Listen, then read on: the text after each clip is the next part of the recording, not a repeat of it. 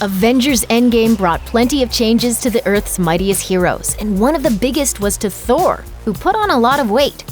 Fat Thor, as he's being called, is dealing with a lot of depression and trauma. Here's his story. From Black Panther's anger after his father's murder to Iron Man's post-Avengers panic attacks to Valkyrie abandoning Asgard and drowning her sorrows, the Marvel movies have often dealt with the psychological trauma that comes with the life of a superhero. This time, though, it's on a completely different scale. In the MCU, the ending of Infinity War is unquestionably the biggest tragedy in the history of the planet. It's not just the billions of people turned to dust, but as we see in Endgame, it's all life, meaning that Thanos took out animals too. It's devastating for the entire universe, and the heroes who are at the center of it are no exception. When the film shifts its focus to 5 years after the snap, we see that each of the Avengers has been dealing with the trauma in a different way. Even before we get to Thor, it's not always healthy. In what's probably the most productive response, we see Captain America leading a support group for survivors, which works on a lot of levels. It highlights the empathy and moral center that makes Steve Rogers such an appealing character and works as a tribute to his fallen friend, Sam Wilson. Before he was an Avenger, Sam was leading a support group for veterans, and with him gone, Cap is doing his best to carry on that legacy.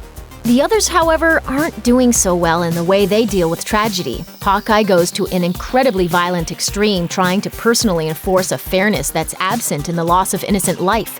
Black Widow loses herself in obsessing over her work, trying to fix everything she can. While Tony Stark's life post-snap is far more idyllic than the other heroes, he's still completely given up making the world a better, safer place, which defined his life as Iron Man. He's refusing to use his genius to help others because, well, what's the point? He tried, it didn't work, time to move on.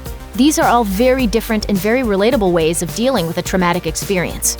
Bruce Banner's reaction to the snap is worth paying close attention to, both because it represents the biggest change for one of the characters and because of the relationship he's had with Thor throughout the history of the MCU.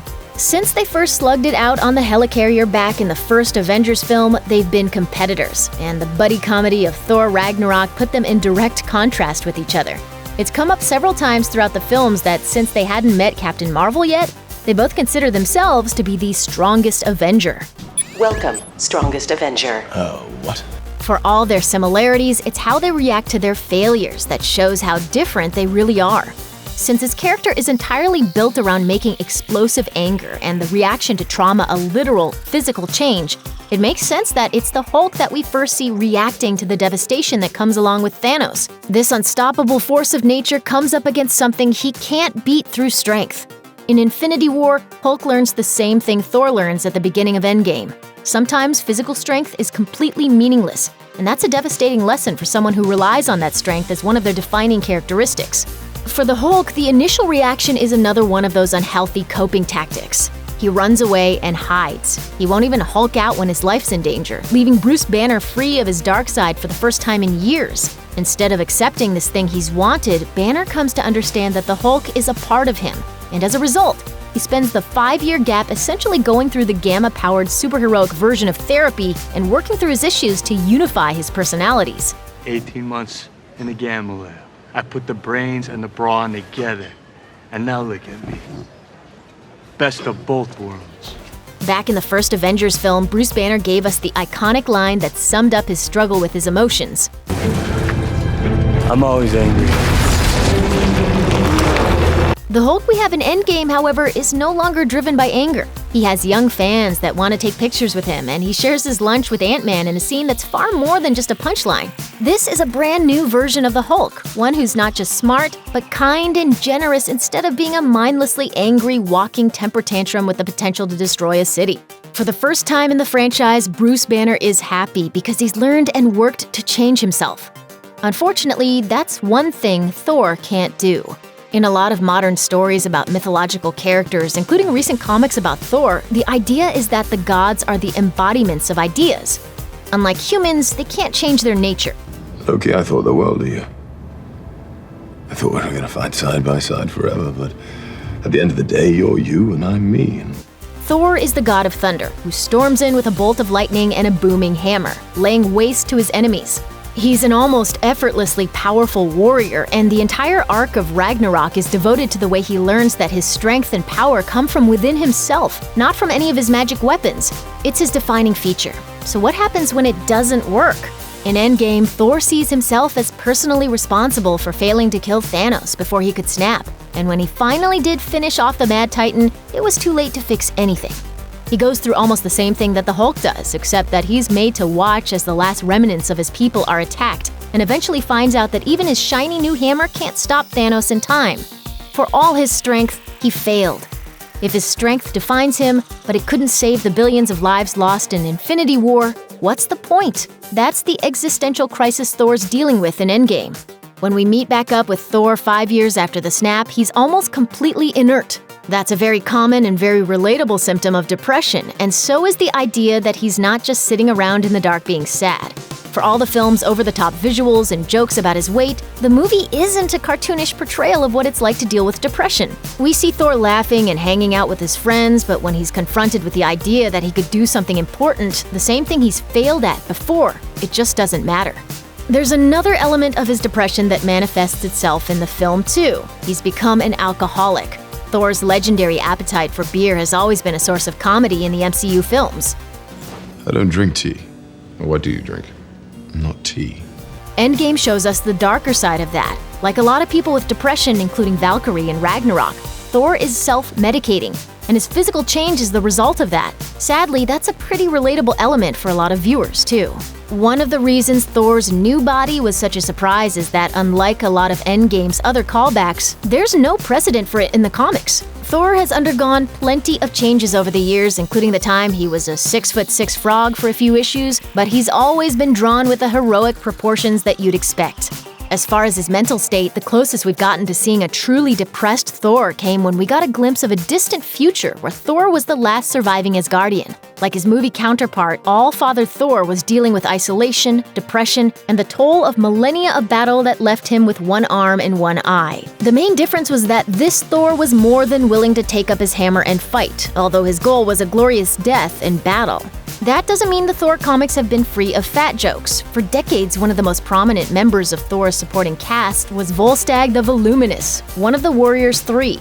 He's a once mighty warrior whose waistline is just as expanded as the inflated tales of his glory. While Volstagg was often depicted as a braggart and more than a little cowardly, he's also always been a very positive character who comes through in dire situations. Also, in an interesting contrast of what we see with Thor, he once survived the destruction of Asgard, only to waste away from lack of food before Thor found him and nicknamed him Volstagg the Thin. All of that forms the background, but for some members of Endgame's audience, the possible intent doesn't matter as much as what makes it to the screen. The simple fact is that the reveal of Fat Thor is absolutely played for laughs, and Thor's body is used as a frequent punchline. There are cracks from our heroes about Thor having cheese whiz running through his veins, and even the scene with his mother, one of Endgame's most emotional sequences, ends with Frigga telling him to eat a salad. Part of that undoubtedly comes from the fact that over the past decade, Thor has evolved into a much more comedic character than he might have been if Chris Hemsworth didn't turn out to have a talent for comedy. He transformed himself into a snake, and he knows that I love snakes. So I went to pick up the snake to admire it, and he transformed back into himself, and he was like, "Yeah, it's me!" And he stabbed me. That said, once he's done playing Fat Thor, Hemsworth gets to go back to being, well, Chris Hemsworth. The fat jokes are bound to sting regardless, but coming from a dude known for being super heroically ripped and ridiculously handsome, it definitely feels like he's punching down. For some viewers, the jokes at Thor's expense were easy to forgive. Not only did they see Thor's depression and its results as relatable, but the fact that his fellow Avengers are lashing out is an equally realistic depiction of how people around them can react under stress. These characters have always been quick to get snarky with each other, and that's just part of their appeal. Sometimes I want to punch you in your perfect teeth.